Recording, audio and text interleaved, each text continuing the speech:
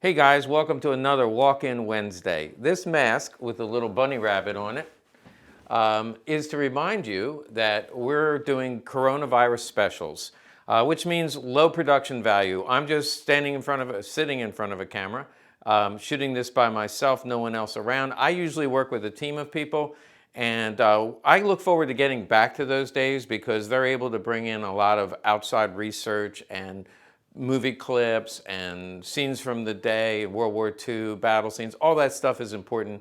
But it's either I don't do any content or I do it this way. I think you still enjoy it because I'm going to show you something really cool today, a boxed RZM and with a little bit of a story.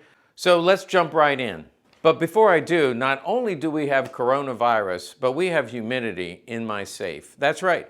Some of you have probably seen the commercial I did, and I bought this product, and we do offer this.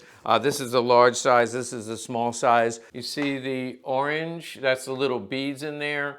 You open this up, put it in your safe. So I hung one in my safe about 2 weeks ago. They said it takes about a month before the orange will turn green.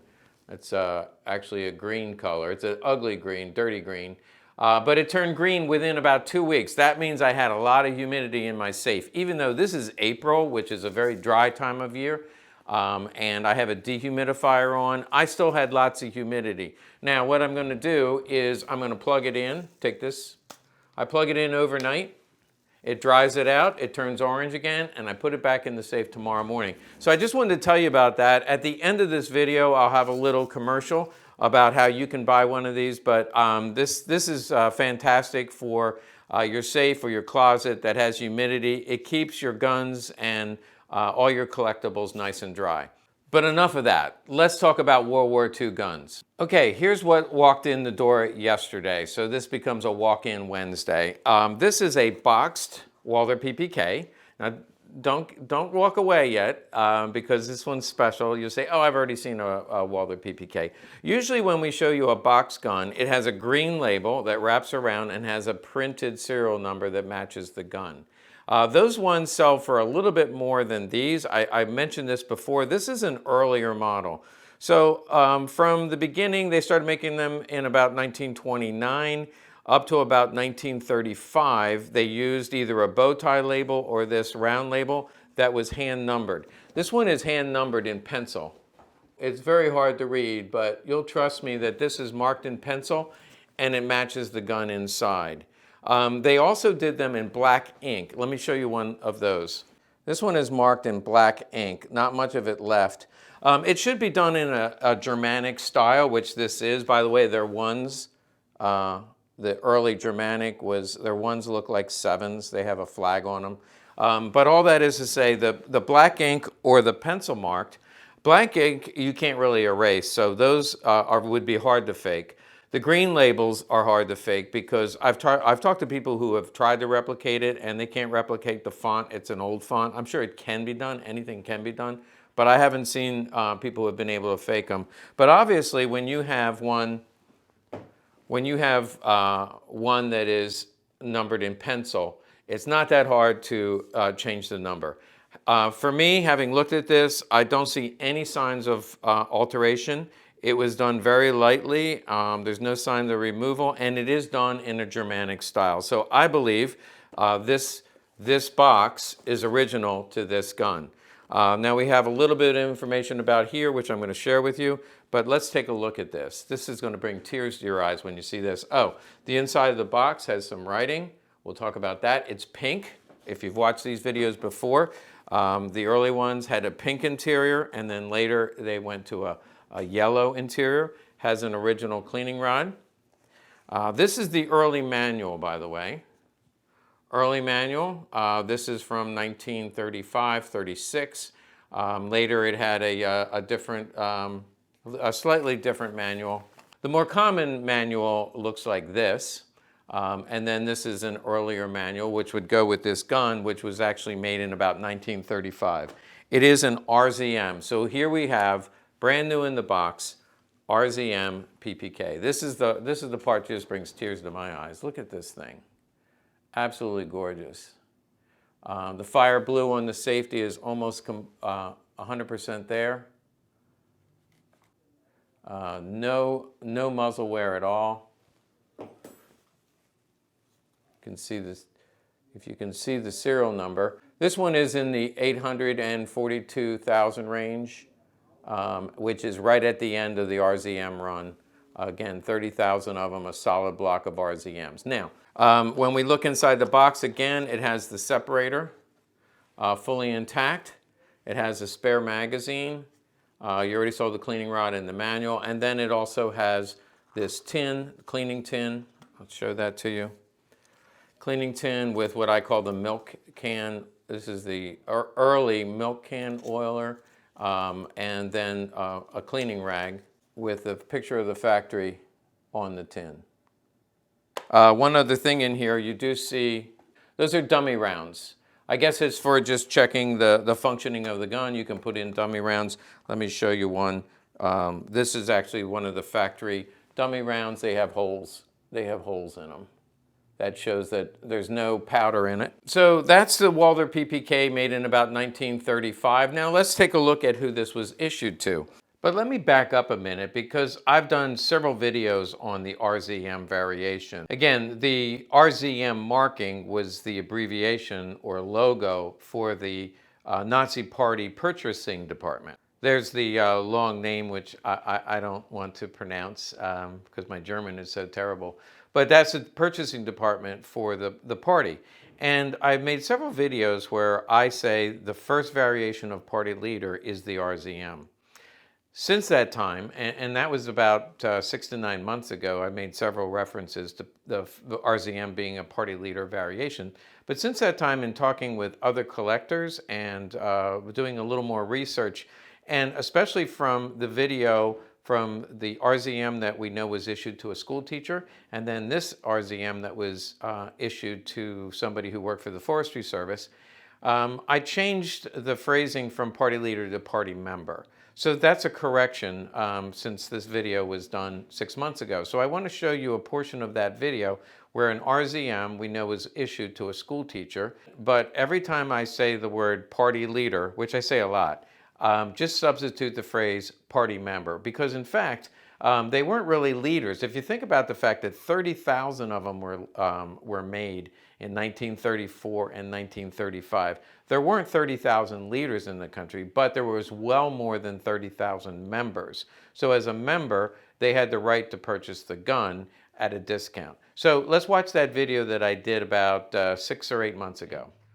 Which the guy who sold it to me didn't really do any research on, but this is the name of the party leader it was issued to, because you can see in Germanic writing the serial number of the gun. You see the serial number there, and you see the serial number on the gun, and they match. And I can tell from the writing that this was most likely not faked, and his name is Karl Wiedenhöft. How was that? How's my German? Maybe a German friend can help me out. Wiedenhöft. So Carl, the fantasy I have about party leaders is all they were like, you know, they're strutting around town in their party leader uniform with their brocade belt on, and this guy must have been a really cool dude. I'd love to find out a little bit more about him. But the reason I'm showing you the video is because in this case it's not true. We actually found records on Carl, and it turns out he was a school teacher. And the town, they have the town here. My German's not good. I'm not even going to say the name of the town, but the name of the town is there, and it ends in Cella. So that doesn't sound German, Cella. But that's the name of the town, small town. So he's a small town school teacher. We have records. This is his professional certificate as a teacher, and this was issued in 23, so 10 years later. He was an older school teacher. He became a party leader. We actually have information about his party leader affiliation. Here's the certificate in 1933. Looks like he became a party leader in 1933. It has his party leader number. And in 34, he went down to his local party leader store and bought the gun. Now, this is the second one this year that we've been able to track down. When I got this, it has, again, very faint, but on the lid, I can see some writing here. This is the guy's name. The only thing I can read, that top line is Stief, which I assume is his name because it's also right here. Stief. is the man's name. And the writing, which is printed, those of you who are German hopefully can verify, but it says forestry officer, and the town is Warmensteinisch.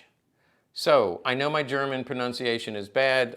Some of you Germans will happily correct me, but Warmensteinisch, I looked it up on the map. It's in the Bavarian area, and forestry officer would make sense because it's a very rural area. It's actually a ski resort in the winter, and then it's got a lot of forest area. And so again, he'd had to join the party probably to get his job with the government.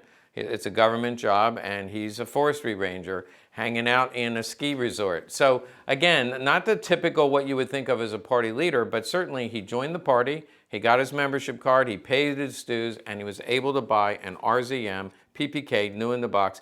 He must not have taken it to work with him because this had to, the way this looks, it had to have sat in a drawer or in a closet and hardly ever used. Again, if I look at that gun, it's I would be insulting it to say it's 99%. It's like 99.9%. So the bore is absolutely perfect. It's dated inside, and you can see September 7th of 36. They put the month in the middle. But it was 1936, which actually would coincide with the date this was manufactured in 35. He bought it in 36. And probably kept it and didn't use it for a very long time. Also, then you can see the number, the actual serial number of the gun is there, and the serial number of the gun is right there as well. But as I mentioned, you probably can't even see that. So one of the only other questions that I get asked a lot is, well, how much does something like this cost? This particular gun, I'm not going to sell. I've not seen a better Walther PPK RZM variation, and to have one like this that's like brand new in the box. This is one I will keep for my personal collection, but just to give you a ballpark, a nice Walther PPK will sell for about $1,500. A boxed, new, brand new in the original box, very hard to find because the first thing people did is throw away the box and take the gun and put it in a holster and carry it with them. So it's hard to find them in the box, but a box gun I sell around $4,500 to $5,000. Because this is an RZM in the box, it's probably more like $5,000 or $6,000. The fact that it is hand numbered hurts it a little bit, but it actually should be hand numbered because they didn't start doing the green labels until about 36, 37. So that's just a general overview. Probably more than one, most of you would want to spend, but that's why I'm bringing it to you. So while you're stuck inside, socially isolating, it gives you something to look at and really enjoy. Hey, thanks for watching. Make sure you like and subscribe and hit the little notification bell so you find out when I do another video. Oh my gosh, it's brutal outside. If you live in the eastern United States, this is what it's like June, July, and August. Now just imagine you're a collectible firearm in somebody's safe, in their bedroom drawer, in their man cave, or in their closet. This is how your guns feel. And that's why Legacy Collectibles has decided to add this new product to our website. If you go to our website, in the accessories, you will see that we've added a YouTube store. The idea here is we want to have products like this. We'll be adding more products later, but the first product we wanted to add to our YouTube store was the dehumidifier, because I'm excited about this. It's not a new invention, but it's certainly new to me. I've always had a dehumidifier in my basement. Also, we have several safes in the basement. And the problem is the dehumidifier is running nonstop. We really keep an eye on that. Really does a good job in the basement. But when I open up my safe, it's still a little muggy in there. In fact, from time to time, some of my holsters get a little moldy. And then I discovered this product. Love it. It's called EverDry. Let me get it right side up. Called EverDry. You just hang it in your safe, and this orange, as it begins to absorb the humidity in any small space, really, it turns green. Their estimate, depending on the humidity, this will last for about a month. And then you just pull out this handy plug it in overnight, it dries it out, and you put it back in your safe. I haven't tried this for 10 years, but I'm told this will last up to 10 years, which is very economical for a $30 investment. You not only protect your investments, but also you support our channel. That's right. We don't take any paid advertising, and we've been doing this for about a year. Really have no way to support the channel other than your support. So go to our YouTube store and check out some of our products. I highly recommend these dehumidifiers. It comes in two sizes. This is for a larger safe. This is for a smaller area. And also, if you're like me, I have air conditioning in my home, but in my closet where I keep my clothes and stuff, it sometimes gets a little musty in there. This is great for any small space, and there's no need to plug it in. You don't need the electrical outlet until you get to the place where you have to dry it out. Check it out on our website, and thank you for supporting our channel.